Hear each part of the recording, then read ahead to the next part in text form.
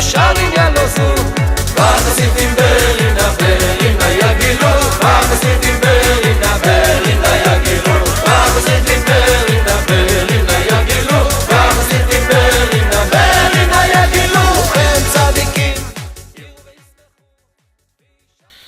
Tov Bezrat Hashem, nous on va continuer notre Torah, si Dieu veut, Bezrat Hashem. La Torah 206. Taïti Keseovet Bakesh Abdecha, Kimitz Votecha, Oshacharti. J'espère, Bezrat Hashem, on va la terminer ce soir, si Dieu le veut. Et on va un petit peu résumer de ce qu'on avait dit le cours dernier, ce qui est important.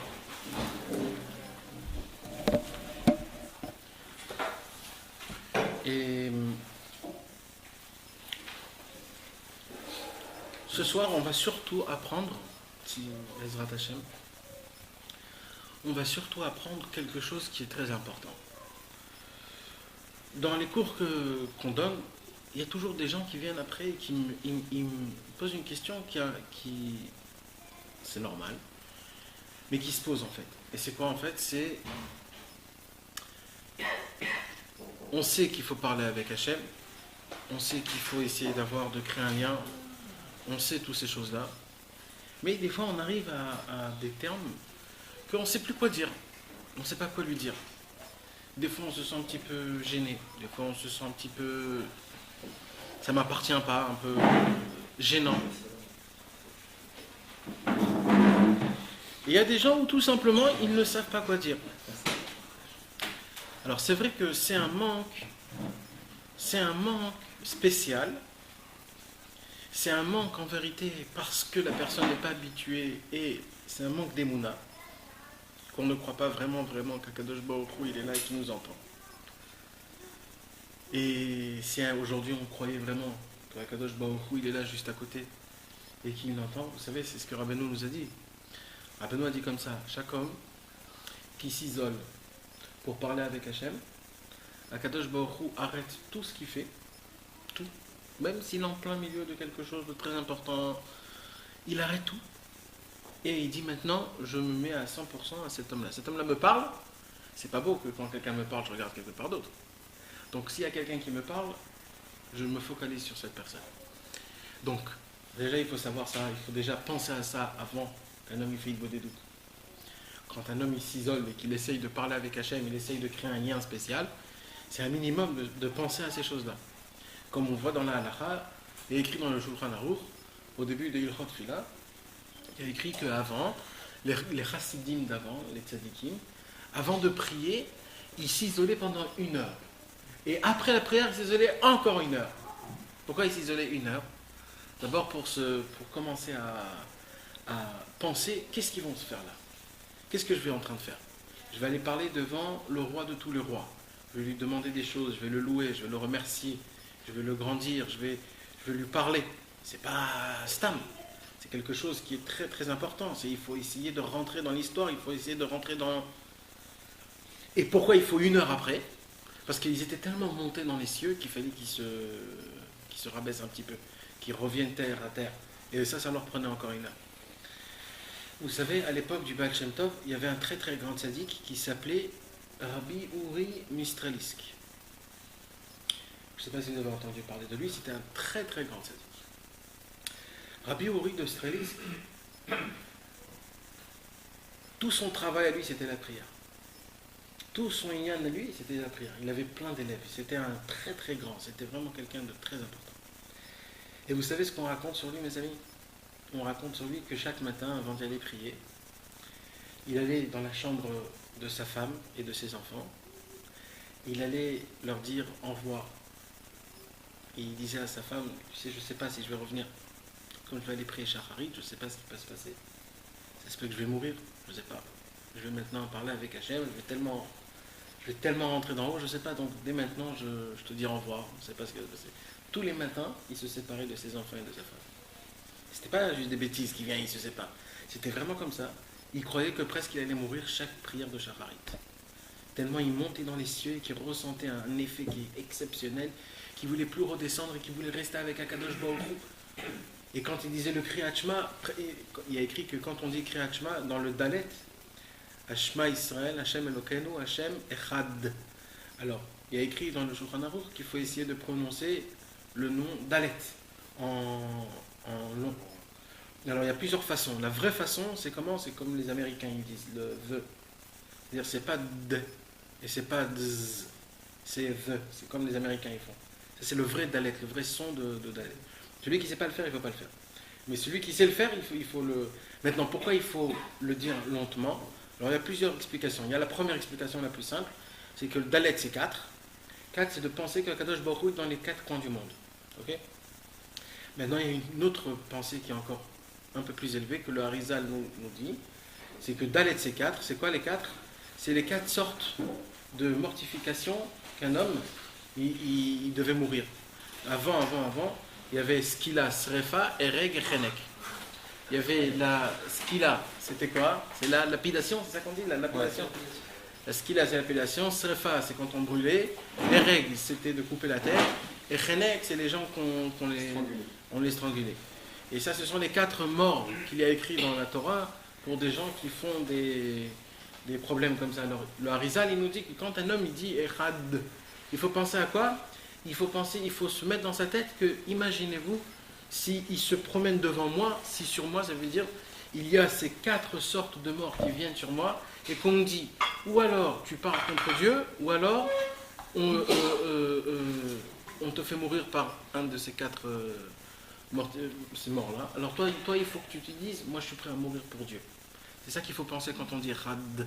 Quand on dit Echad, c'est-à-dire on doit s'imaginer comme quoi il y a quelqu'un qui nous dit ou tu fais de la Vodazara, ou alors tu restes avec Dieu. Et quand la personne elle se dit je vais rester avec Dieu, c'est ça le plus fort. C'est pour ça qu'on dit le dernier passouk qu'un homme il doit dire c'est Shema Israël Hashem Elokeinu Hashem Echad. Donc quand se dit que là Rabbi Ori de Strelis il arrivait au Shema Israël, c'est pas comme nous quand on disait Shema Israël. Lui quand il arrivait avec Shema Israël, c'était de la folie. Il allait mourir presque, il était terminé. Il y avait des gens qui étaient déjà toujours à côté de lui, prêts à voir si tout va bien, s'il ne meurt pas. On raconte que tellement il priait avec une voix haute, ça on ne peut pas comprendre ce que je vais vous dire là, mais ça veut dire, c'est juste comme ça, on raconte en que tellement il priait avec une voix haute, il y avait du sang qui coulait de ses pieds. Il y avait du sang, parce qu'il frappait avec ses pieds aussi quand il priait. C'était de la folie. Et un jour, on raconte qu'un jour, il y avait un grand sadique, un autre grand sadique de son même époque, qui s'appelait Rabbi Tzvirch de Zeditchov, qu'il a dit, un jour il a appelé, il lui a dit, tu sais Rabbi Ori, j'ai trouvé des kavanotes dans le Kriyat Shema que même le Harizal n'a pas découvert. Alors il a dit, je vais te les donner. Et il commence à lui dire des kavanotes, il dit des kavanotes. Après qu'il lui dit toutes les kavanotes, il dit à Rabbi Ori, et toi, tu as des kavanotes du Kriyat Shema? Alors il dit, je sais pas, moi je vais te faire montrer comment je lis le Kriyat Shema. Il a pris son talet, il s'est mis son talet, il a commencé à crier Shema Israël d'une voix tellement tapante que le plafond il est tombé par terre. Il a dit, c'est comme ça que moi je fais Shema Israël. Moi j'ai pas de kavanot, j'ai un cœur, et je crie avec toutes mes forces Shema Israël. On raconte sur Rabbi Ori de Strelisk, et c'est ça que je veux vous raconter. On raconte que un jour, il avait des élèves à lui. Ces élèves à lui, ils étaient tous pauvres. Et les pauvres, avant, comment c'était quoi leur parnassa? C'était d'aller couper du bois. Avant, le bois, c'était très très important. Avec le bois, tu réchauffais la maison, tu avais de la lumière, tu pouvais cuisiner, tu faisais tout avec le bois. Donc maintenant, ce travail, c'était un travail qui était dur. Pourquoi? Parce qu'il fallait aller très loin dans les forêts, il fallait couper et ramener. C'était un travail qui était fait juste pour les gens qui étaient pauvres. Et la majorité de ces élèves à ce Rabbi Ori là, c'était des gens qui coupaient le bois dans la nuit. Alors un jour, il y avait un de ces élèves qui vient et coupe le bois à un grand arbre. Et quand il coupait le bois, il a mal coupé le tronc. Normalement, comment il faut couper le tronc? Il faut scier de tous les côtés.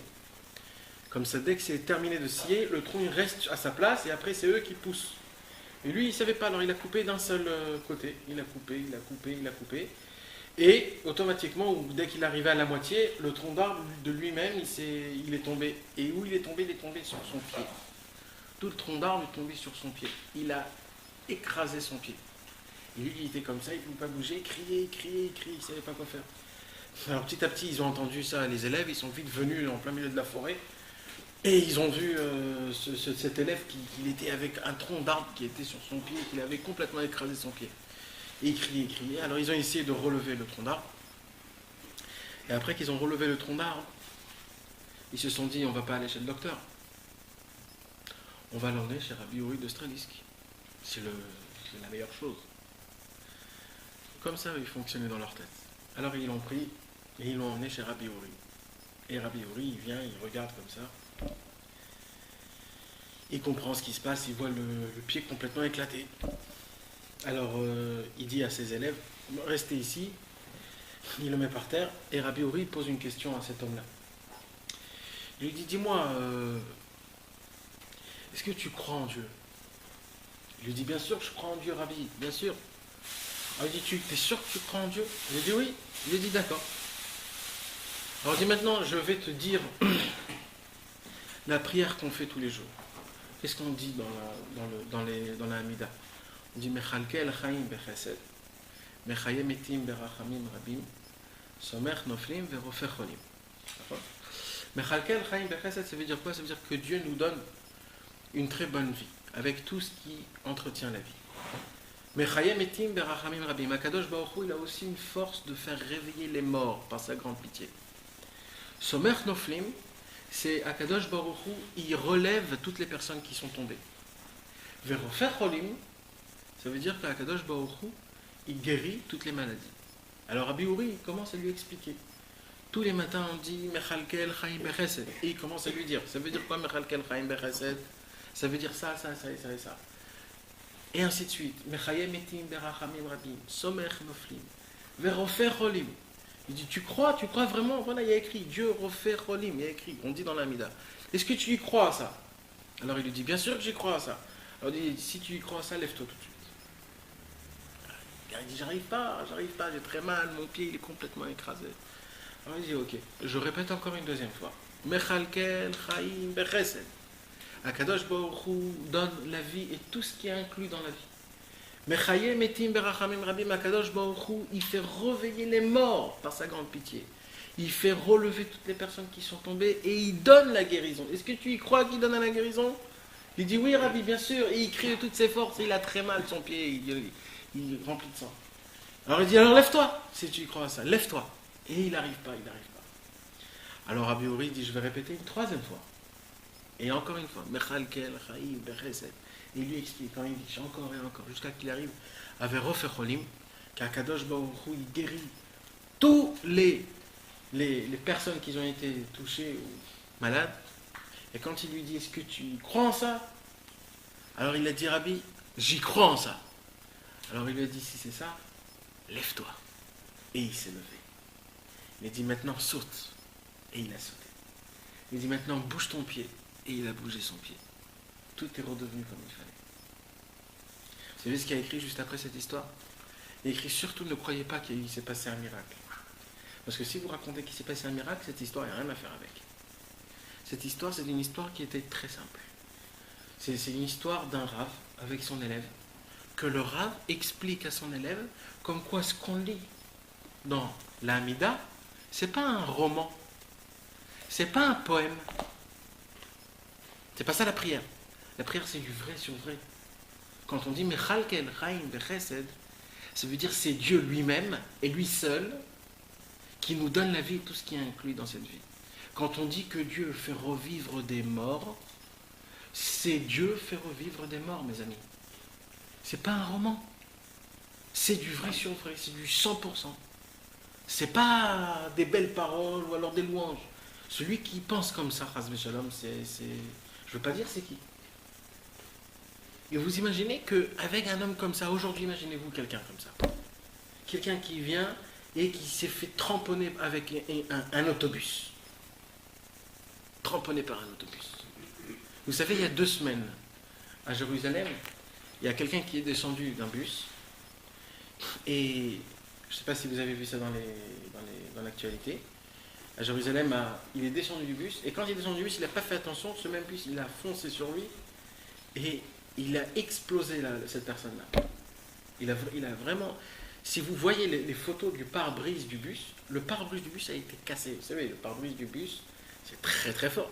Un pare-brise d'un bus, c'est très fort. Et bien le pare-brise du bus a été... Et ça a touché à la tête.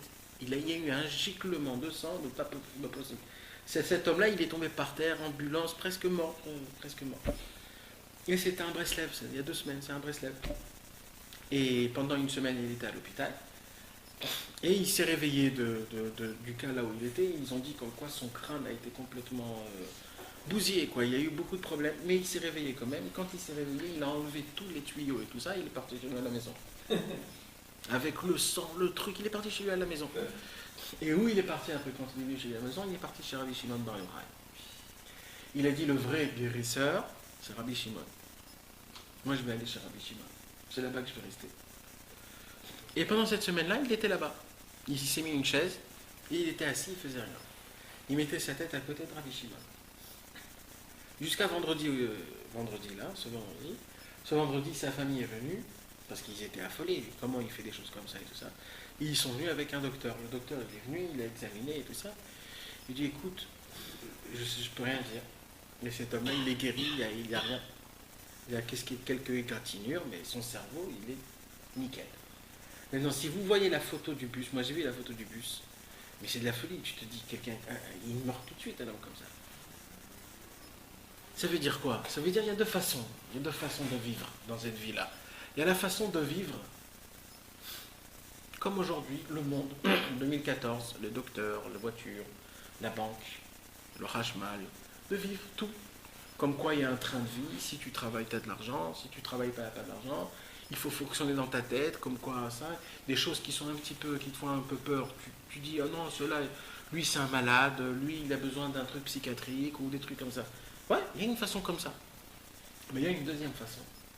Il y a une façon de vivre, comme on dit, comme c'est écrit dans la Torah, Israël, mais à la Mazal.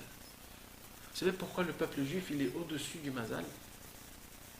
Ne croyez pas que tout le peuple juif est au-dessus du Mazal comme ça. C'est faux. Le peuple juif a une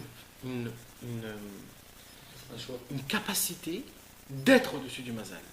Mais normalement, il est en bas du Mazal. Et vous savez, on le voit ça. On le voit quand Abraham Avinu et Sarah.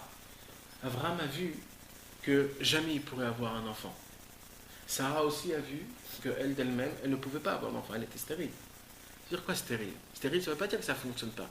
Ça veut dire que les membres pour faire un bébé n'existaient pas. C'est simplement, c'est tout simple. Et il n'existait pas, elle n'avait pas de membres. Elle était toum-toum. Toum-toum, on dit. Vous savez c'est quoi toum-toum? Elle n'avait pas de... Elle n'avait rien. Il n'y avait rien. C'est pas que ça, il y avait, ça ne marchait pas. Il n'y avait rien. Il n'y avait rien. Donc Abraham Avinu, il s'est dit, c'est terminé l'histoire. Maintenant, qu'est-ce qu'Akadosh Baruch Hu, il a dit à Abraham Avinu? Il lui a dit, sors dehors, regarde les étoiles. Ça veut dire quoi, sors dehors, regarde les étoiles? Quoi, Akadosh Baruch Hu peut lui dire, tu auras plein d'enfants comme des étoiles, tu auras plein d'enfants comme la poussière. Pourquoi il t'a dit, sors dehors? Vous savez ce qu'il y a écrit dans le Midrash? Il y a écrit dans le Midrash que, comme Akadosh Baruch Hu lui a demandé de voir toutes les étoiles, Dieu l'a pris, lui a fait sortir de l'espace pour qu'il voie toutes les étoiles qui existent. C'est vrai. Il a vu toutes les étoiles. Mais ça veut dire quoi en fait? La Chassidoute nous dit, ça veut dire c'est quoi le mazal? Ce sont les étoiles. Ce qu'il lui a dit à Kadosh Baruch Hu, il lui a dit, arrête de regarder ton mazal. Arrête. S'il veut un juif, il est au-dessus de son mazal. Regarde au-dessus de ton mazal. Tu vois qu'au-dessus de ton mazal, c'est pas la nature qui règne. C'est moi. C'est moi qui règne. Quand tu vas commencer à penser comme ça, là tu verras que tu auras des enfants. Et c'est là où Abraham Avinu, il a arrêté de penser comme ça, et tout de suite après ce qui s'est passé, les anges ils sont venus, Yitzhak est né. Et pas. Regardez l'astrologie. C'est pas qu'il regarde l'astrologie, regardez son mazal. C'est une chorma, on voit qu'il y a beaucoup de tzadikim qui regardaient leur... tu comprends? C'est une astrologie, c'est une chorma, c'est... Le mazal, il a quelque chose qui a une influence. Donc Abraham Avinu, il voit que par rapport aux étoiles et par rapport à tout ce qui se passe, il n'a pas de descendance. C'est pour ça qu'Akadosh Baruch Hu lui a dit, et c'est que comme ça, mes amis, que nous, le peuple juif, on est au-dessus du mazal, que si nous-mêmes, on se le dit qu'on est au-dessus du mazal. Et qu'on y croit et qu'on vit par rapport à ça. Mais si un homme, il vit par rapport à la nature, par rapport à ce qui se passe, par rapport à comment on fait, comment on pense, comment on réalise, comment on fonctionne, alors si c'est ça, il y a un petit problème. Et Abraham Avinu, vous savez c'est qui? Abraham Avinu, c'est notre père, c'est notre premier père. Abraham Avinu, c'est lui notre idole. Abraham Avinu, c'est lui qu'on doit regarder tout le temps. C'est lui qui nous a découvert à Kadosh Baruch Hu. On appelle Abraham Avinu Rosh Ha'Maminim Roche l'animolim, le premier circoncis, le premier croyant. C'est lui qui a découvert, c'est de lui à toute la base de tout. Et Akadosh Baruch Hu a dû faire apprendre à Abraham Avinu que le peuple juif, quand il doit être au-dessus du mazal, ça veut dire quoi? Ça veut dire n'y croit plus en la nature. C'est pour ça qu'en hébreu, Teva, c'est la même gimatria que Elohim. Pourquoi? Parce qu'il veut dire que même la Teva, c'est Dieu qui l'a créée. Ça veut dire que si Dieu veut, la Teva n'existe plus. La Teva, il la change comme il la veut. C'est ça la grandeur des choses. Si un homme, il arrive à pouvoir comme ça vivre, alors là, là on parle de quelque chose. Maintenant, pourquoi je vous parle de tout ça? Comme on voit avec l'histoire que je vous ai racontée de Rabbi Uri de Strelisk, que ses élèves, ils ont vu que lui, il a reçu le tronc sur... La première chose qu'ils ont fait, c'était quoi? C'est de l'amener chez le tzaddik. Pourquoi? Parce que le tzaddik, il a la possibilité, il est plus proche de tout le monde que de Dieu. C'est comme un représentant de Dieu. Alors chez lui, il y a tout. Il y a les guérisons, il y a les yeshuot, il y a les brachot, il y a tout ce qu'il faut. Donc quand il y a un problème, on vient chez lui.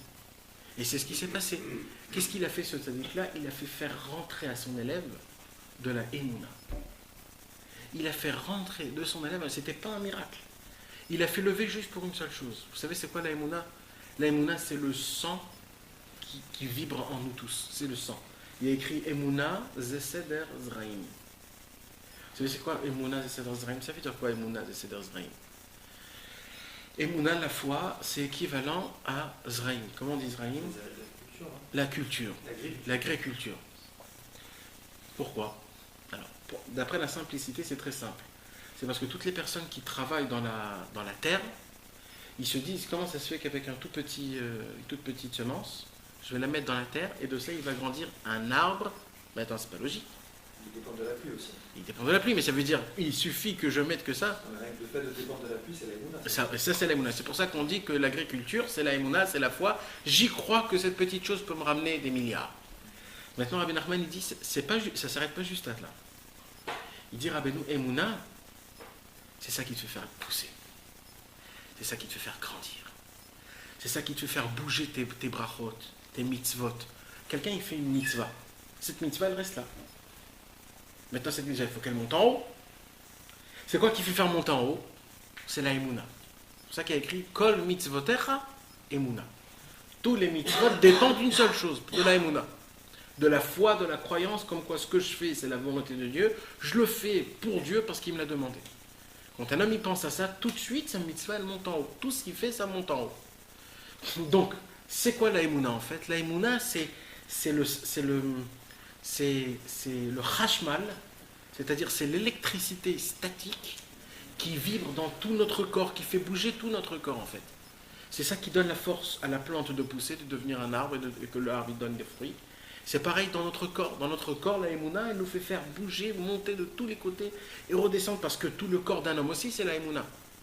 Comment on peut comprendre le corps d'un homme? Comment l'homme, hein?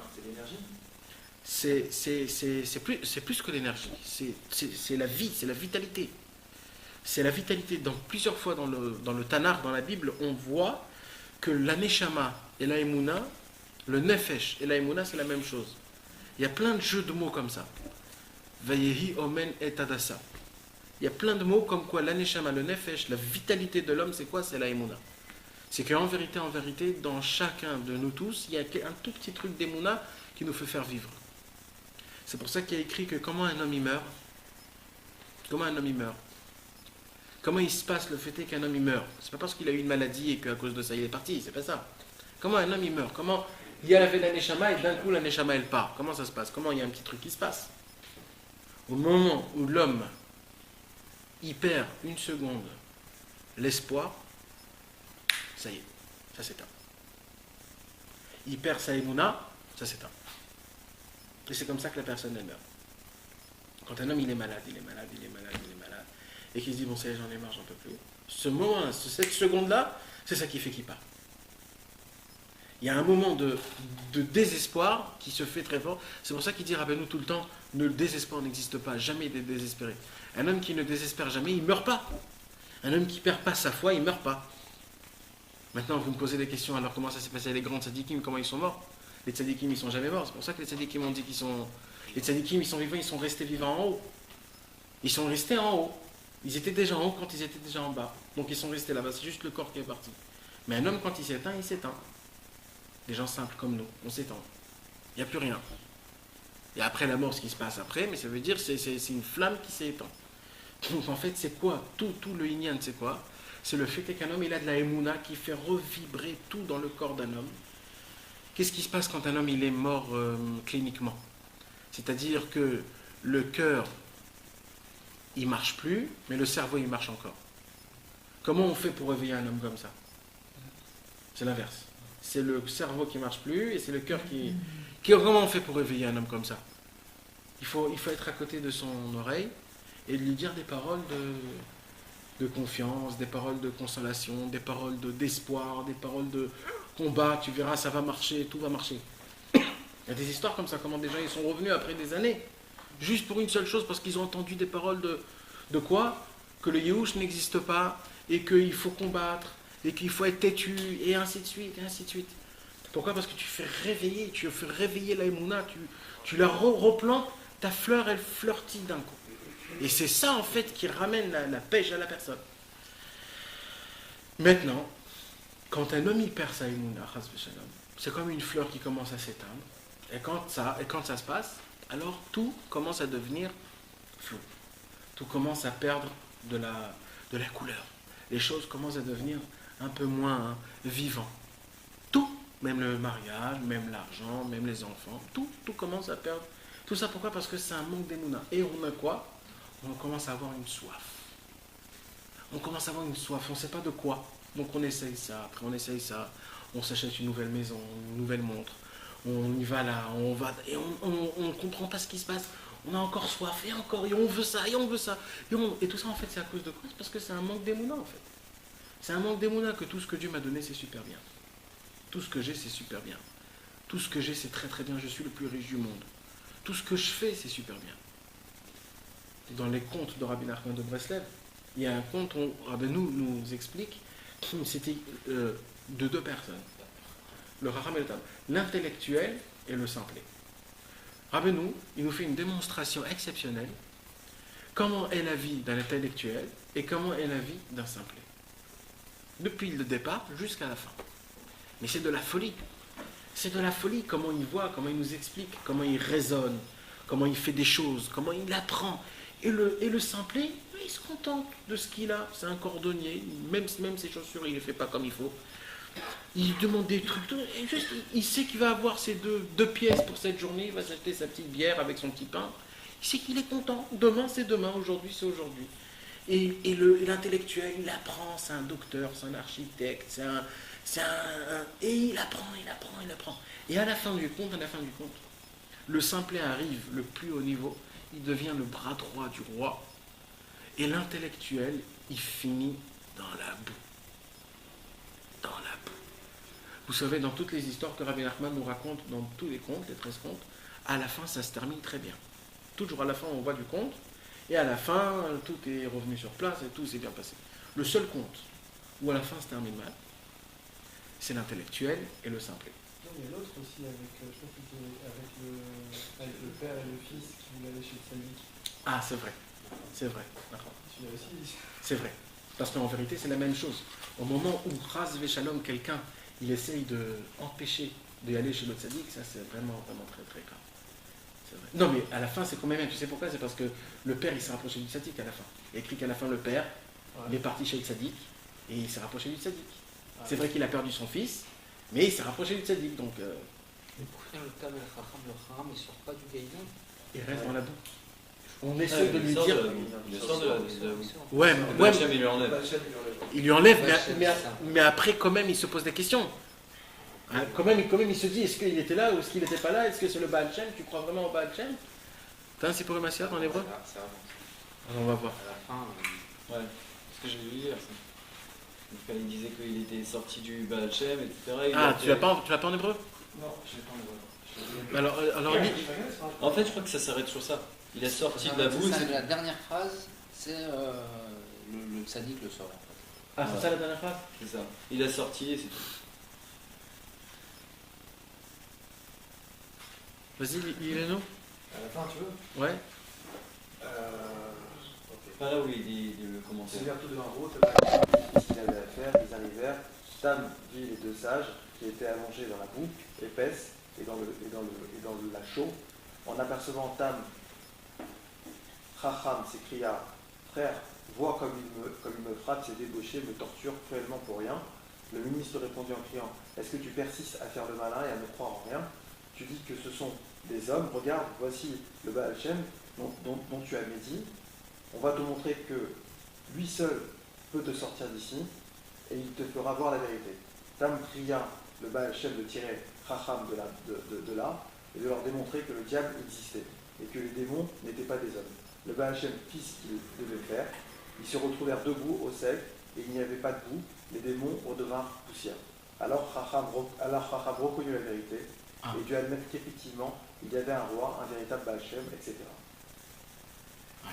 Alors il a reconnu.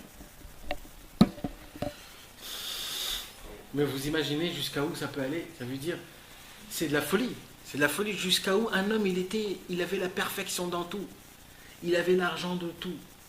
C'est lui, il ne s'est pas marié, il n'a rien eu. Ça veut dire, qu'est-ce qu'il a fait en fait? La seule différence entre le Chacham et le Tam, c'est quoi? C'est que le Chacham, le Tam, il a pensé au Tahlit, au but. C'est quoi le but? C'est de se marier, d'avoir des enfants, de les nourrir, de les rendre heureux comme il faut. Mais le Chacham, lui, il s'est arrêté à ce qui amène au but. Il a fait de la... Comment on dit le MCI? Il a fait du moyen son but. C'est comme par exemple, nous, on prend notre argent et on fait de ça notre but. Mais l'argent, c'est un moyen. C'est un moyen pour avoir quelque chose. Mais non, on s'arrête au moyen. Et c'est ça toute la différence. Et lui, il connaît des trucs, etc. etc. Donc on voit effectivement qu'en vérité, une des choses les plus essentielles, c'est quoi? C'est au moment où un homme, il a l'aïmouna. C'est quoi l'aïmouna? C'est la joie. C'est quoi la joie? C'est quand quelqu'un il est content de ce qu'il a. Il croit que Dieu, il croit en lui. Vous savez, il y a un passouk qui est formidable, qui dit comme ça. Et ça, c'est David Ameller qui l'a dit, ça touche notre Torah. On dit comme ça, Vani bechaz decha batarti, yagel libi bishuatecha, ashir al Adonai ki gamal alay. David Ameller, il était, le pauvre, éclaté. Il a eu des coups de tous les côtés. Il ressentait des choses pas possibles. Ce passouk-là de Teilim, c'est le psaume 30. C'est le psaume 30 où David Ameller, il dévoile le terrain là où le Beth Amikdash doit être construit. Et qui sait que ça sera son fils qui va construire. Maintenant, il ne sait pas encore que c'est son fils qui va construire, donc David Ameller, il commence à acheter le terrain, et il commence à dire à tout le monde, allez amener des bois, amener du fer, amener de l'or et tout ça et tout ça. Akadosh Baruch Hu, il dit, oh, calme-toi. Toi, tu ne vas pas construire le Beth Amikdash. David Ameller, il dit, quoi? Je ne vais pas construire le Beth Amikdash? Mais toute ma vie, c'est le Beth Amikdash. C'est moi qui ai payé pour la place du Beth Amikdash. Je l'ai cherché des années. Et là, tu me dis que ça ne va pas être moi qui va construire le Beth Amikdash. Alors, c'est qui va être? C'est ton fils. Et là, David Ameller, il était vraiment explosé. Voilà. Alors, il a fait le psaume 30. Miz Morshir Hanok Atabayt.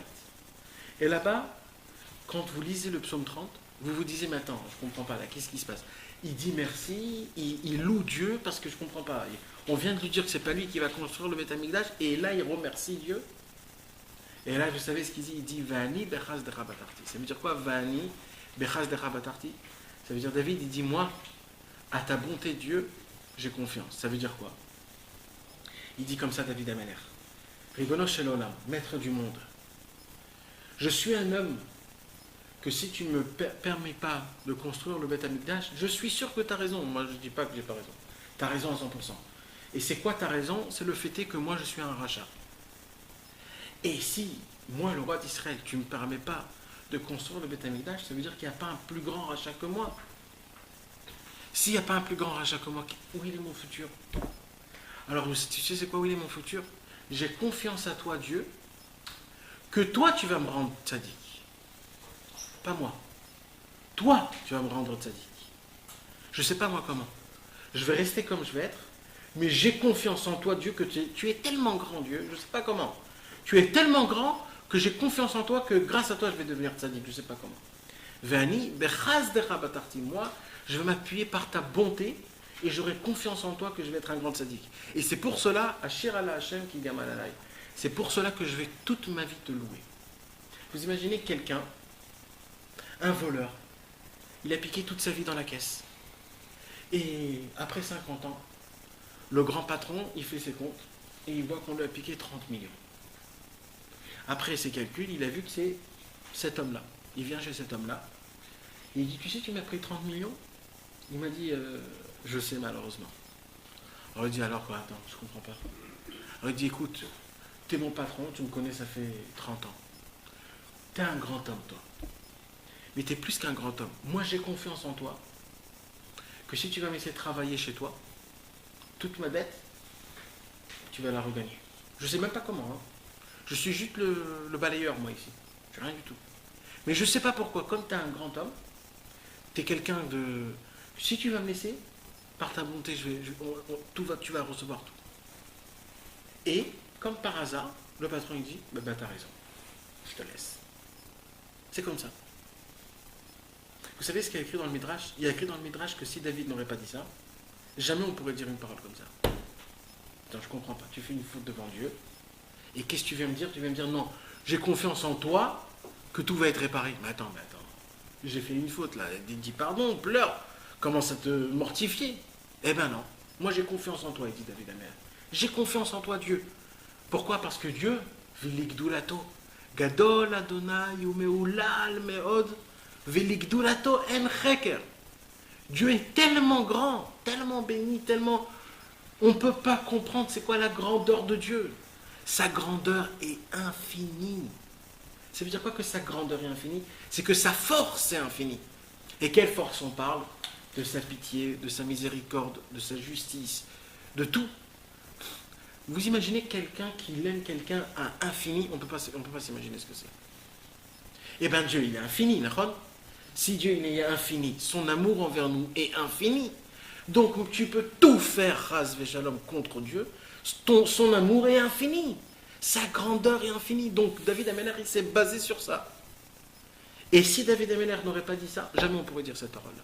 Et grâce à lui, il nous a ouvert une porte que tout pécheur peut toujours dire devant Dieu, Hachem, je ne sais pas comment faire tchouva. Je ne sais pas du tout comment me rapprocher de toi. Et je t'ai volé dans ta caisse des millions. Mais je sais une seule chose. Ta grandeur est tellement infinie, moi je déclare que ce que je veux, c'est d'être à côté de toi. Maintenant, fais ce que tu as envie. Et bien c'est un homme comme ça, quand il monte dans le ciel, c'est le tapis rouge qu'on lui met. C'est le tapis rouge. C'est rien d'autre. C'est le tapis rouge. Il est reçu comme un grand roi. Pourquoi? Parce que malgré tout ce qu'il a, malgré tout ce qu'il a fait, il continue encore à espérer à Kadosh Baruch Hu. Ça, c'est le plus grave. Mais c'est le plus haut. Maintenant, on va voir de tout ce qu'on a parlé, qu'est-ce qui nous parle Rabbeinu. Vous vous rappelez ce qu'on avait dit? David Ameller, il se croyait comme une brebis qui s'est égarée. Et qu'est-ce qui s'est passé quand la brebis elle s'est égarée? Il y a des fois le berger qui siffle pour la ramener, mais il y a des fois où tellement elle s'égare, on n'entend plus. Et ça, c'est un grand problème. Alors David Ameller dit à Kadosh Baruch Hu, et là, écoutez-moi bien mes amis, je reviens à la question. Toujours on pose la question, comment je fais pour parler avec Hachem? Des fois, je ne sais pas quoi lui dire. Des fois, je ne sais pas quoi lui faire. Je ne sais pas.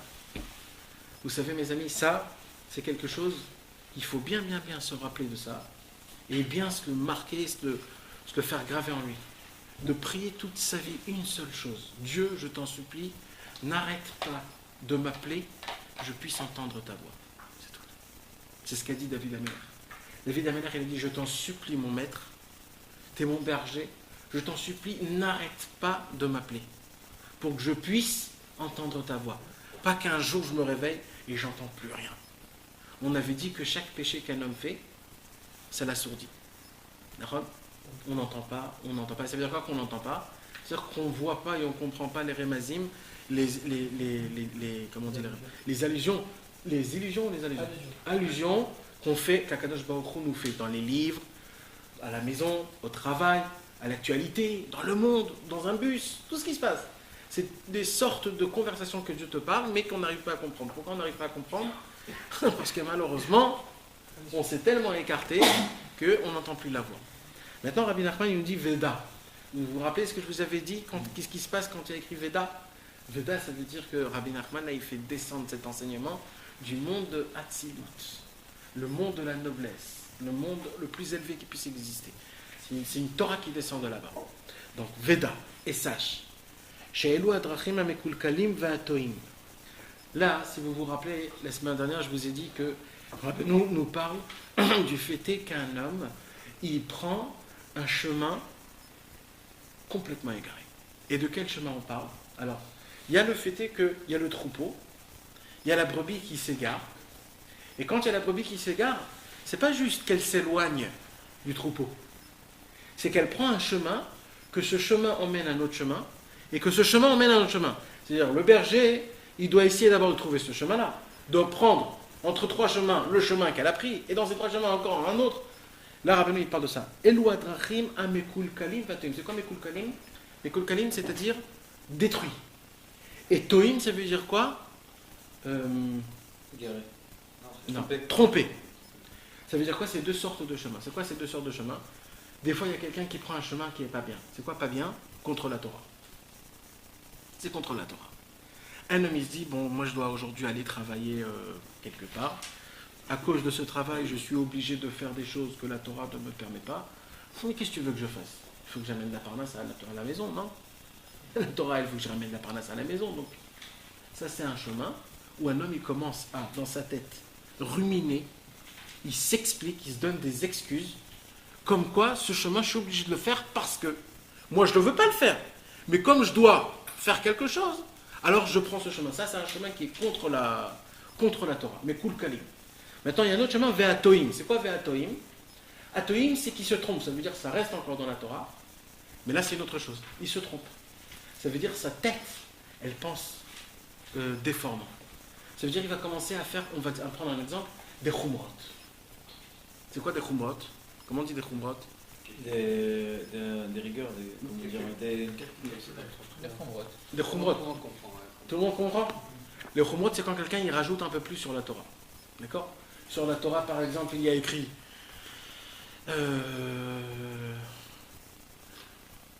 il est plus sévère. Des exagérations. des exagérations, exact. Des exagérations. Par exemple, dans la Torah, il y a écrit qu'il faut avoir un tzitzit sur un habit de 4 coins. Ok? Ça, c'est écrit dans la Torah. Là, l'Acha, elle est venue, elle a dit, nous, on doit mettre tous les jours un tzitzit, et tous les jours un tzitzit. Maintenant, il y a quelqu'un qui va rajouter sur la Torah, et qui va prendre un tzitzit, il va, en plus de ce qu'il a, il va le mettre dans sa poche. Pourquoi? Si mon tzitzit, il se coupe, j'en ai un deuxième. Ça, c'est en plus de la Torah. D'accord? On va prendre un autre exemple. À Pessah. À Pessah, on n'a pas le droit de manger du chametz. D'accord? Alors, il y a des chumrot que la halakha nous donne, que c'est des chumrot qui sont normales. Ça veut dire que c'est la Torah elle-même qui nous met des barrières. Quand c'est la Torah elle-même qui nous met des barrières, il n'y a pas de problème. Mais maintenant, il y a des gens qui vont dire, quand on fait la matzah et qu'on la met dans le faux, si on prend une loupe, on voit que sur la matzah, il y a encore de la farine. Maintenant, cette farine, comme elle a été déjà cuite, si elle touche de l'eau, elle va tout de suite gonfler. Et quand elle gonfle, c'est chametz. Alors, il y a des gens qui prennent la matzah et qui la brûlent complètement. C'est une matzah qui est complètement noire. Il y a des gens comme ça. Et ils mangent une matzah noire, ils mangent du charbon. Ben ouais, ils mangent du charbon. Et maintenant, ils vont encore plus loin. Qu'est-ce qu'ils se disent que, comme c'est très dangereux, Quoi, avec le Nutella et tout dessus. et ils se disent, comme c'est tellement dangereux de ne pas manger une truc de... Ils se disent, on va manger une matzah juste les 2 kazaït du soir. Pendant toute la semaine, on ne va pas manger de matzah. Ça, c'est des gens qui sont partis très, très, très, très loin des chumrot. Les Chabad, ils font ça, non? Non, les Chabad, ils ne font pas ça. Ils mangent avec les... Ouais, eux, ils font quelque chose d'autre. Eux, ils ne mangent pas shrouya. C'est-à-dire, ils ne touchent pas avec l'eau. Ils touchent pas avec Mais moi, j'ai pas parlé de ça. Moi, j'ai parlé de quand ça reste encore. Des fois, quand ça... C'est une autre chose. Mais ça veut dire les gens, ils font du surplus sur du surplus. Mais c'est quoi le problème de ça? Tu sais c'est quoi le problème de ça? Il y a 2 problèmes. C'est après, quand tu vas regarder quelqu'un qui fait ce qu'il y a écrit, il va dire celui-là, il est nul. Mais en fait, il a fait ce qu'il y a écrit. Toi, tu as rajouté en plus. Parce que toi, tu as rajouté en plus. Alors, celui qui fait comme il faut, il est naze. Déjà, ça, c'est un problème. Le deuxième problème, tu sais, c'est quoi? C'est quand cette personne-là, elle n'aura pas ce qu'elle veut. Et qu'elle devra descendre de niveau, soi-disant, et de manger une matzah simple. Pendant toute la fête, il va se dire, purée, j'ai mangé une matzah simple, c'était naze et tout ça. Mais attends, là, c'est ce qui est écrit dans la halakha. Ce que tu as fait, c'est ce qui est écrit dans la halakha. Et il va tomber dans un désespoir. Il va croire qu'il a fait une avéra. Ça s'appelle Atoïm. C'est ça, c'est le chemin qui se trompe. Rabbi Nachman de Breslev, il a dit que quand moi j'étais petit, je faisais des khumrot de folie. Il faisait des khumrot de folie. Et c'est Chaval al-Azman. Et jusqu'à qu'il a dit, ça m'a pris du temps pour comprendre que tout ça en fait c'est le Yetzer Hara. Parce que ce que la Torah te demande, c'est d'accomplir le pshitout simplement, comme c'est écrit, c'est tout, sans se casser la tête. Pas de faire des surplus et de mettre des barrières sur barrières et te casser la tête. Et à la fin, toujours il y aura un petit safek. Est-ce que Yatzati de Chova, je suis ou le Yatzati de Chova? Toujours il y aura cette pensée. Est-ce que j'ai bien fait ou pas bien fait? Ça veut dire dans tous les cas, t'es naze. Maintenant, depuis le départ, tu te dis, moi je fais, ce que je fais, c'est bien. Ça c'était le simplet. Tu vois, il y a le simplet et il y a l'intellectuel, encore une fois.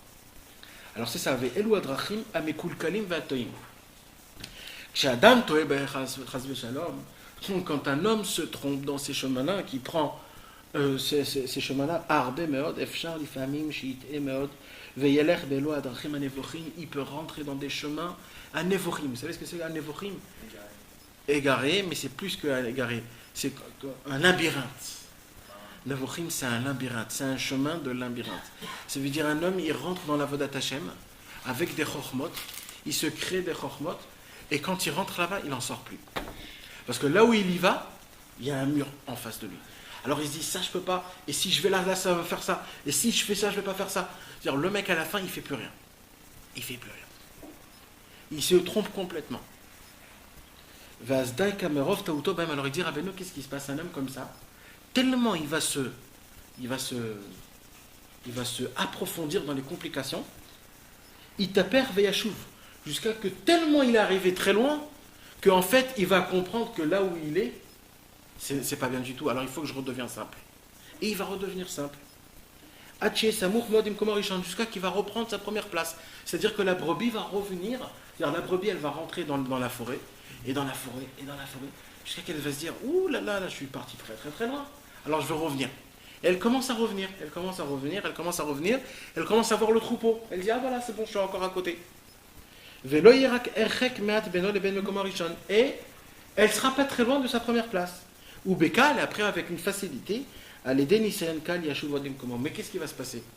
Comme elle est déjà rentrée, cette brebis, dans la grande forêt, au moment où elle va voir encore une petite pomme de terre ou alors une petite plante qu'elle a envie de manger, elle va dire, je suis déjà parti là-bas, donc ce sera facile pour moi de repartir là-bas. Et là, quand elle va repartir, ça sera fini. C'est pareil pour l'homme. Il y a un homme où des fois, il va commencer à rentrer dans des complications. Il va commencer à se tordre complètement, jusqu'à qu'il va se dire, bon, je crois que je suis allé trop loin là. Et il va revenir, il va redevenir un homme normal. Mais, au moment où il va se présenter devant lui un tout petit nisayon, c'est-à-dire une toute petite épreuve, c'est-à-dire il voudra un jour reprendre une étude que normalement il ne devait pas étudier, ou alors de rentrer dans des endroits où il ne faut pas rentrer, ou alors de se dire je vais faire ça parce que je dois aider mon ami, alors je vais aller avec lui manger dans des restaurants qui ne sont pas trop cachers, je ne vais pas manger, je vais juste m'asseoir à côté. Au moment où il y aura des tout petits trucs comme ça, un homme qui commence à faire des comptes avec le Yetzer Hara, il dira Rabbeinu, le Yetzer Hara il sort toujours le gagnant. Toujours. Quand tu commences à faire des comptes avec le Yetzer Hara, je vais aller là-bas, mais je ne vais pas faire ça, et quand je vais aller faire ça, je ne vais pas regarder, et quand je vais faire ça, tout de suite, ce sera le Yetzer Hara qui sort gagnant, parce que le Yetzer Hara, c'est lui le number one dans les conversations. Donc, qu'est-ce qui va se passer? Il dit Rabbeinu, il va retomber, quand il va retomber, ça sera foutu. Pourquoi? Parce qu'il s'est dit, mais moi j'étais déjà là-bas. Je suis revenu.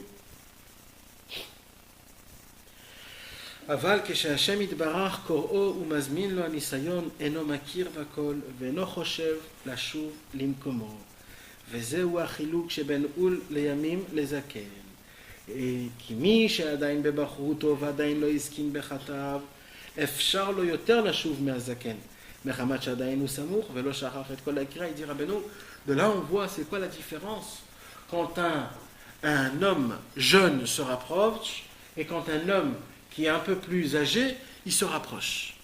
Pourquoi? Parce qu'un homme plus âgé, là on ne parle pas de l'âge, hein. Là, on parle de la... Non, on parle de le nisayon, c'est-à-dire l'expérience. Donc on parle de l'expérience. C'est-à-dire quand un homme a déjà pris des mauvais chemins dans sa vie, alors cet homme-là, pour le ramener dans le droit chemin, c'est le plus dur. Pourquoi ? Parce qu'il va se dire, ce chemin que on me présente, dans ma vie, j'en ai déjà pris des chemins. Donc ça doit être encore un autre chemin. Donc c'est pas ça qui va le ramener. Maintenant, un homme qui est tout frais, quand il a pris un mauvais chemin, qu'on lui dit, fais gaffe, c'est un mauvais chemin, pour lui c'est encore tout frais, alors il va se dire, j'arrête, ça y est, je reviens plus, je redeviens normal, je refais pas cette bêtise. Tant qu'un homme qui a de l'expérience, quand il est rentré, qu'il a fait des bêtises, alors lui il se dit, bon, c'est bon, ça, j'ai déjà pris ça, j'ai déjà fait ça, j'ai déjà fait ça, on me propose ça, je vais aller, ça marche pas, ça marche pas. Vézé, maintenant Rabbi Nachman nous explique comment ça rentre dans le texte du pasouk que David Amelech nous a dit. Taïti keseoved, David Amelech dit, je me suis trompé comme une brebis égarée. Aïnou, c'est-à-dire, chez Taïti me'aderech hayashar, je me suis trompé, je n'ai pas pris le droit chemin. Keseoved, et je ressemble comme une brebis qui s'est égarée. Anoté me'aderech kanal, qui n'a pas pris le bon chemin. Alken, c'est pour cela. Ani shoel milfanecha, je te demande, je te supplie, il dit David Amelech à Dieu. Bakesh avdecha, ki mitzvotecha lo shacharti. Aïnou, c'est-à-dire, je t'en supplie, dit David Amelech, vite, appelle-moi. Kol zman shani zocher adayin et akol akriya shel Torah mitzvot. Tant que je me rappelle encore la voix de la Torah et des mitzvot. C'est-à-dire, je me suis égaré, mais je suis encore à côté du troupeau. Donc, tant que je me suis égaré là maintenant, ce qu'il demande David Amelech, c'est Akadosh Baruch Hu ait un œil toujours sur moi, que au moment où tu vois que je commence un petit peu à m'égarer, tout de suite rappelle-moi. Pourquoi ?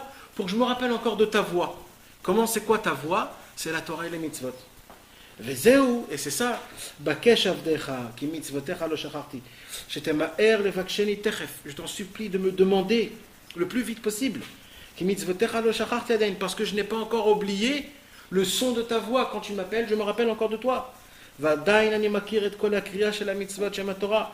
Je me rappelle encore, j'arrive encore à voir Dieu quand j'accomplis la Torah et quand j'étudie la Torah et les mitzvot. Alken bakashati, c'est pour cela ma demande à moi, j'étais rachem alay. Je te demande, je te supplie que tu aies pitié, prends-moi par pitié. Les vaksheni me'eramia, de me demander le plus vite possible tout de suite. Kol zman sha'adain lo shacharti et mitzvotecha, tant que je n'ai pas oublié tes mitzvot. Dainu sha'adain ani makir et kol akriya shel Torah va mitzvot. Vous avez vu combien de fois Rabbeinu il répète ces mots? Ça fait 4 fois qu'il répète les mêmes mots. Car quand un homme, malheureusement, il commence à devenir vieux dans ses mauvaises actions. Ça veut dire quoi, vieux dans ses mauvaises actions?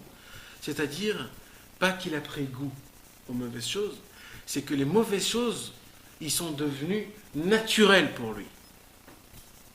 Ça, c'est très grave. Vous savez, il y a quand un homme, il fait une avéra. Ça, c'est une fois. Il y a quand un homme, il fait cette même avéra la deuxième fois. Qu'est-ce qui se passe quand il a fait la deuxième fois? Il se dit, ah, c'est faisable. Quand il a fait la troisième fois, pour lui, c'est comme si que c'est moutard. Mais qu'il n'a pas fait de chouva entre temps. Non. C'est comme si que c'est moutard. La 4e fois, ça devient une habitude. La 5e fois, ça devient naturel. Et après, c'est terminé. C'est dans son sang. C'est dans son sang. C'est une habitude que maintenant, sans ça, il ne peut pas. Là, on parle de ça. Rabbeinu, il dit, quand un homme, dans sa vie, il a des choses qu'il fait, qui font partie de sa vie, des mauvaises choses, caché meod levaksho. C'est très dur de le ramener. Pourquoi? Parce que ça fait partie de sa vie. Comme imaginez-vous quelqu'un qui ne fait pas Shabbat. Il s'est habitué à ne pas faire Shabbat. Il a des habitudes de voyager pendant Shabbat, de fumer pendant Shabbat, ou alors de manger du lait et de la viande ensemble. C'est devenu une habitude pour lui, ça fait partie de sa vie. Alors lui, on peut l'appeler tout le temps, jamais il va revenir. Parce qu'il ne peut pas entendre, ça y est, il est tellement loin.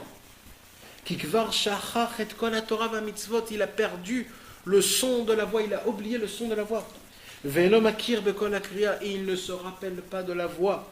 Encore une fois, cinquième fois que Rabbeinu se répète.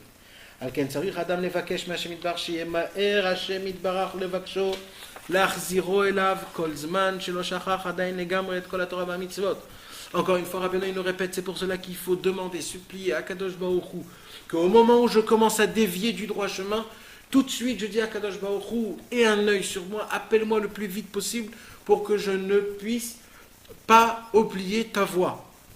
Vezeu mashe bikesh David Amelech alav shalom, c'est ça ce que David Amelech a demandé. Bakesh avdecha ki mitzvotecha lo shavarti. Donc la question qui se pose, pourquoi Rabbeinu nous répète 5 fois le même passage? Et c'est pas la première fois, mes amis. Dans le Likutei Moharan, quand il y a des moments, vous savez, le Likutei Moharan ça veut dire il est fait construit par plusieurs choses. Il y a d'abord le niveau technique, c'est-à-dire Rabbeinu il te met un pasouk, il t'explique, il te donne un thème, par exemple Ira, ou alors Gdusha, ou alors Ahava, des thèmes spéciaux, et par rapport à ce thème, il commence à construire. Ça amène à ça, ça amène à ça, ça amène à ça, et quand tu fais ça, tu arrives à faire ça, jusqu'à qu'il arrive à la pyramide. Quand il arrive à la pyramide, c'est ça que ça veut expliquer le pasouk depuis le début. Ça, c'est le niveau technique. Dans la Torah du Likutei Moharan, à part de la partie technique, il y a aussi une partie de Moussa, de Yirat Shamayim. C'est-à-dire, d'un coup, Rabbeinu, il laisse le niveau technique, et d'un coup, il s'emporte par une parole de sainteté. Comme par exemple, plein de fois, comme quoi il faut se réveiller, parce que la volonté c'est très fort, la volonté c'est très beau, et c'est très important, et qu'il faut les dire. Il s'est retiré du niveau technique, il commence à parler des paroles qui s'appellent le cœur. C'est le cœur de la Torah. C'est un cœur qui te parle, c'est pas le sechel qui te parle. Et surtout quand il y a le cœur qui parle, c'est-à-dire quand il y a le sentimental qui parle dans la Torah, là-bas, Rabbeinu, il se répète. Et il se répète. Et il se répète. Et il se répète. Et vous savez, c'est quoi en fait? C'est exactement comme une mélodie. Une mélodie qu'on n'aime pas entendre. D'accord? Mettez une mélodie qu'on n'aime pas entendre pendant une journée à l'affilée. À la fin de la journée, tu vas toi-même chanter cette mélodie du matin jusqu'au soir. Même qu'au départ, tu ne la supportais pas. Vous savez, mes amis, le Likutei Moharan, avant que je vous explique, Rabbi Shmuel Isaac, un élève de Rabbi Nachman, c'était un très très très grand élève. Tout son inyan à lui, Rabbeinu lui a dit, c'est la prière. Une des choses que Rabbeinu lui a dit, vous savez c'est quoi? C'est de parler aux membres. Pourquoi? Aux membres. Alors Rabbi Shmuel Isaac a dit, quoi? Rabbeinu lui a dit, oui, tu prends ta main et tu commences à lui parler. Main, il faut faire ça, et il ne faut pas faire ça, et il faut faire ça. Pourquoi tu as de l'effronterie? Quand quelqu'un vieux, il te demande de l'argent, mets dans ta poche, sors l'argent et donne-lui. N'est pas de... Et ainsi de suite avec tes yeux, quand tu as envie de voir quelque chose. Il dit, il faut dire aux yeux, mes yeux, je veux pas que tu regardes ça, et je veux pas que tu regardes ça. Je veux que quand tu es fatigué, tu t'endors pas. Je veux que tu aies toujours de la force. Et pareil avec tes yeux, pareil avec tes oreilles, pareil avec ta bouche. Alors Rabbi Shmuel Isaac a dit, mais Rabbeinu, t'es sûr de ce que t'es sûr? Ah, il dit Rabbeinu, bien sûr. D'accord. Et il est parti Rabbi Shmuel Isaac, il a commencé à travailler. Les yeux, les oreilles, le nez, la bouche, tout, il a commencé à parler à ses membres. Après quelques temps, il est revenu chez Rabbeinu. Il a dit, tu sais Rabbeinu, j'ai essayé, mais ça ne marche pas. Rabbeinu lui a dit, repars et refais. Comme si de rien n'était. Recommence. Et là, Rabbi Shmuel Isaac, il a commencé encore une fois à reparler à tous ses membres. Vous savez ce qui s'est passé, mes amis? Rabbi Shmuel Isaac est revenu chez Rabbeinu. Il dit, tu sais, j'ai un petit problème. Il dit, c'est quoi ton problème? Il dit, quand je dis au cœur d'arrêter, il s'arrête. Quand je dis aux oreilles de ne plus entendre, ils n'entendent plus. Quand je dis aux yeux de ne plus voir, ils ne voient plus. Les membres se sont annulés à moi. Mes membres. Vous vous imaginez, mes amis? Ce n'est pas des miracles. Ce n'est pas des miracles. C'est la force d'une bouche, la force de la volonté. Quand un homme il prend un but, il se dit maintenant mon but c'est ça, voilà, maintenant ça y est, j'y mets en pratique, c'est le pratique. Et il va avec toutes ses forces, il commence à parler, Mes amis, à la fin du compte, les membres vont écouter. Maintenant, nous, malheureusement, on n'arrive pas à faire ce travail-là. C'est possible, mais malheureusement, on n'a pas Rabbi Shmuel Isaac qui est devant nous, pour qu'on puisse lui demander comment t'as fait, ou vas-y, montre-nous. Alors vous savez, moi ce que je me suis dit un jour, c'est moi qui dis, ça c'est personnel, ça veut dire si vous voulez, vous le prenez, si vous voulez, vous le prenez pas. Moi ce que je dis, c'est comme ça. C'est que Rabbeinu a fait exprès des fois de faire comme ça, de se répéter 5, 6, 10 fois la même chose. Vous savez pourquoi? C'est pas pour nous. C'est parce que quand on va le lire à voix haute, c'est nos membres qui vont écouter ça. Et ça éduque nos membres. C'est comme le corps à nous, il a de l'effronterie de nous réclamer des ta'avot, alors nous aussi, on a de l'effronterie contre notre corps en lui cassant, en lui disant oui. Bakesh avdecha ki mitzvotecha lo shacharti. Bakesh avdecha ki mitzvotecha lo shacharti. Oui, Akadosh Baruch Hu, je te demande que quand je m'écarte, tout de suite, il faut que tu siffles pour que je me rappelle de ta voix. Et encore une fois, je me le répète. Et encore une fois, je me le répète. Pourquoi ? Parce que je m'éduque. Là, je parle à mon membre. C'est pour ça que c'est important que quand on étudie, il faut le dire à voix haute. Il ne faut pas juste le dire comme ça. C'est pas un livre qu'on lit accouché au lit et en s'endormant, on commence à... C'est pas ça. Un livre, surtout de Rabbeinu, c'est de le lire à voix haute pour que notre corps l'écoute et que grâce à ça, je parle à mes membres. Je fais montrer à mes membres comment un juif doit vivre. Et c'est pour ça que Rabbi Nathan, il se répète, encore une fois, pour casser notre corps, enlever l'effronterie que notre corps a sur nous. Et quand un homme, il fait ça, ça fait de l'effet, mes amis. Ça fait vraiment de l'effet. On raconte sur des gens qu'ils terminaient tous les mois le Likutei Moharan. Il y a des époques, ça veut dire il y a 3, 4, 5, 6 générations d'avant. Il y a 100 ans avant la guerre froide en Pologne, il y avait des gens que tous les mois ils terminaient le Likutei Moharan. C'était comme ça, ils étudiaient 5-6 pages tous les jours. Quand tu étudies 5-6 pages tous les jours, tu le termines en un seul mois. Et ils le lisaient, des fois sans comprendre, juste de le lire, juste pour que le corps il devienne pur, pour que le corps comprenne. Et bien mes amis, c'était des gens que, pour eux, c'était beaucoup plus facile de se travailler sur eux-mêmes. Leur corps changeait. Ils avaient un autre corps. Pour eux, quand ils mettaient le réveil pour Khatzot, c'était tout de suite, ils se réveillaient. C'était pas très dur. Ouais, attends encore 1 minute là, parce que j'en peux plus. Encore 5 minutes. Combien de temps ? Ah bah c'est bon, alors voilà, dans 10 minutes, je me réveille. Et le mec, il se réveille, il est 10h du matin. Eh ben non, c'est pas ça. Eux... Il fait Khatzot, mais dans la journée. Ouais, Khatzot Hayom, il faisait Khatzot Hayom. Eh ben non, eux, ils se mettaient le réveil. Eh ben ils avaient ils se réveillaient d'un coup. C'était facile pour eux. Pourquoi ? Parce que le corps, il avait reçu des coups de spiritualité. Papapam, papapam, papapam. On a enlevé l'effronterie de notre corps. Aujourd'hui, il y a exactement l'inverse. Aujourd'hui, il y a des gens qui mettent des pommades sur leur corps. Ils se maquillent, ce truc. Surtout de ne pas... C'est exactement l'inverse. Exactement l'inverse. Malheureusement. Et ben, c'est ça l'histoire en fait. L'histoire, c'est de rendre des coups, des bombes atomiques sur le corps pour lui enlever son effronterie, pour que quand on voudra faire quelque chose des fois de grand, ça sera facile pour moi. Quand on va te demander quelque chose que tu vas te dire, ah attends, je peux pas, là c'est trop. Et ben, un homme avec plein de paroles de Likutei Moharan sur lui, plein de paroles de Likutei Tefila, ça sera plus facile. Il va l'avaler, il va le digérer, ça sera bien. Ouais, c'est bon, c'est bien. C'est ça la force. Que Dieu nous aide, Bezrat Hashem, grâce au fait qu'on a terminé cette Torah 206, qu'on puisse tout le temps demander à Hashem, bien de se le graver, mes amis. Vous vous rappelez ce que je vous avais dit la dernière fois ? Avant chaque cours, après chaque cours, important de prier sur le cours qu'on a fait. Ça, c'est l'application de ce qu'on a accompli. Donc, si vous voulez, vous pouvez faire les côtés pilotes, mais c'est... Toi, tu peux faire ? Non, après, ça veut dire chacun avec ses paroles à lui, il essaye de dire à Akadosh Baruch Hu que au moment où tu vois que je m'égare, fais Akadosh Baruch Hu siffle le plus vite possible, parle-moi avec les Torah et les mitzvot pour que je ne m'égare pas encore plus. Et que je puisse tout le temps, vite, chaque péché que je fais, tout de suite demander pardon à Hachem. Et grâce à ça, on sera toujours dans le troupeau et tout sera comme il faut.